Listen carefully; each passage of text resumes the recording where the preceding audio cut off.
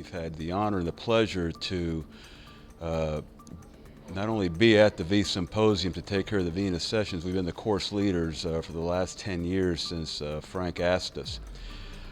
We have seen this meeting grow. We're both older guys, and when I first started coming here, we're both older guys. When you see these kids running around now, 20 years ago when I started coming to this meeting as a vascular fellow, it was all arteries. I mean, maybe 4 or 5 vein talks at best. In 2002, I think there were 2 talks. Yeah. So Frank asked us in 2006 if we would be kind enough to set up a one-day course, which we did. He put us in a small room down at the bottom of the Sheraton, and after about 20 minutes, I had somebody call Frank, please, because everyone was in the hallway. Frank came in, literally stopped the meeting. We broke down all the heavy equipment, moved rooms to a bigger room to accommodate, and I told Frank, veins are hot. So since that time, he's given us the big ballroom, and we have grown into now a 2 and a 3-day and a 3.5-day event. And now we've even gone further with this with the Venous, Venous, Venous course, which is a little bit different than you see with the VEITHsymposium. In our vein talks, we cover the whole gamut, but we don't have a whole lot of time for a panel discussion because we want to give that information to the physicians. And then what we've done with the Venous Venous course is that we have luminaries or key physicians in every one of these particular areas that happen to deal with venous, so that attendees can go up and ask the questions to the experts without feeling put on or embarrassed in the audience. So this gives them that opportunity. Plus, we also are giving lectures in terms of case reports. So even the physicians that are in the know really can learn from that. Yeah, the main sessions have always been V-style, and Frank's been about keeping these presentations tight. I think 10 years ago they were 7 minutes. Now we're at these 5-minute rapid fire. So they're really pointed discussions with pointed rapid panels.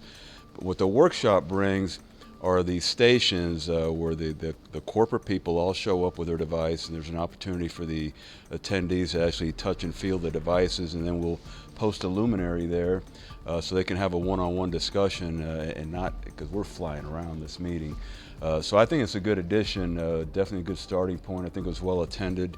I think we got some ideas for next year to expand it even further.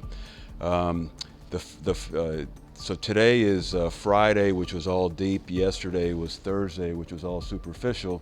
Any comments about the superficial highlights yesterday? So where we got into the superficial is that we started from basics and we went into advanced. And what was really intriguing was the newer products, the glues, the cyanoacrylate adhesives, Varithena, which is a chemical, the MOCA procedure, Vascular Insights, which is Claravane, and these are non-tumescent procedures. And we're excited that Claravane has been able to develop a code, a CPT code, which is very important for physicians so that we can be able to use the product without having the patients have to pay out of pocket. And so somewhere in 2017, there will be a code that's developed for them, and that'll allow us to use that. Now, these newer products are a problem for us because insurance companies won't allow us to essentially use them. There's no reimbursement. They're called investigative most of the time. So we're hoping by exposing this that will be great. The second item was there's obviously controversy in terms of local carriers, and every carrier has their determination in terms of what's covered, what's not. And even if you go into the CMS Medicare area, you know that there are different Medicare carriers depending upon what region you're in, and that presents a problem for us. So we're looking for a national carrier coverage determination, and I think that was borne out that the only way we can do this is by consolidation of all of the physicians from all the different specialties that are vested in the venous arena. Yeah, so not only did we cover the procedural aspects and newer technology, some of the venous governance, some of the overuse issues, the ethics issues. From a meeting perspective, we always got to keep things new and controversial to keep the buzz in the room. So we always refer back to when the endovascular or endovenous revolution started about 15 years ago, which was the thermal devices. And now those have kind of been their standard of care. Now the non-thermals are coming in, but I think where we see the next pop is in the deep system. And you saw that today already, some of the newer devices and techniques, a lot of off-label techniques, the newer stents, the newer issues with inflow as people get more experience. Now we got to tackle the femoral vein inflow and all the creative strategies that we heard of this morning. So as we go forward, you can really feel that buzz, that passion, as we go from one frontier to the next frontier. And we don't know a lot about deep venous disease. We don't know a lot about superficial venous disease. I mean, we know a lot, but they're missing a lot more to learn. Yeah, that's the best way of putting it. There is a lot more to learn. But the interesting thing is, as you talk to the experts, there are certain pieces that are missing, and we're sharing all of that knowledge with each other because we're now really pioneering the deep venous system. We know that we don't have a particular device that will do the whole thing. There's no panacea there. There's no way of really measuring collectively about how these patients do after we've treated them, because there's no agreed to score or patient-reported outcome. But with the exactly VQI, where we were 15 years ago with the superficial device. right? Exactly.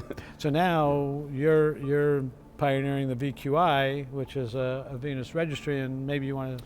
Sure. Yeah, I've been again the privilege of being course leader for the Venous Quality Committee for the VQI, which is it's a registry, but more than a registry. It's a Society for Vascular Surgery sponsored endeavor that was translated from the American Venous Forum, or handed off from the American Venous Forum to the SVS.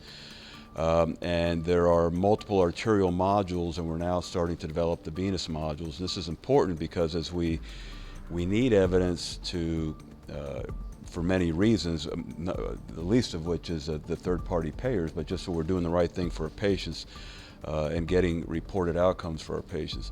But the VQI has come online. We're getting the varicose vein module is on, and so is the vena cava filter. I think we're going to learn a lot more going forward. And as the VQI gains more resources, the next planned module is the venous stent module. These things are very costly to develop. And that'll be exciting because we need a lot more data with venous stents and the deep venous interventions. And when to do it. So now as we move from being able to complete a procedure, we're now looking for quality. And quality is very important to the patients. It's about patient-reported outcomes. And I think that's where the key, where VQI can help us establish that by data entry. So the more data that we have, the more we can figure out what is it that we're doing that helps the patient. And it's also one key feature is that we are tracking devices by brand. It's no longer generic, so it's now a real corporate partnership. So when I say it's more than a registry, we've actually been in conversations with FDA. At this meeting, at VEITH meeting, I've already had back session VQIs, 5 back session VQIs, FDA, CMS, corporate sponsors, trying to move this thing forward.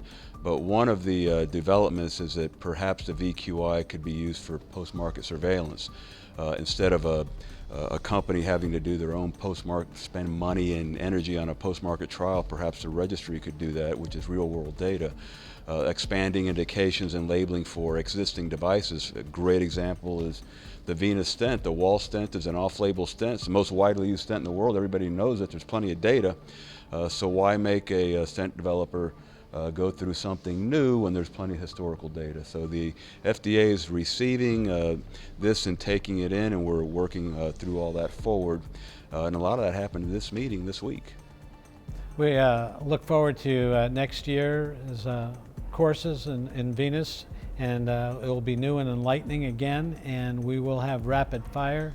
So we hope to see you next year as well. Thank you very much for coming this year. For those that weren't privileged enough to come here because of work responsibilities or others, you'll be able to get this course online, VEITH on demand. Both Dr. Ameida and myself would like to thank Frank VEITH for the opportunity to help him with the Venous course as well as the Venous, Venous, Venous. And we hope to be invited back to help him next year. I echo that.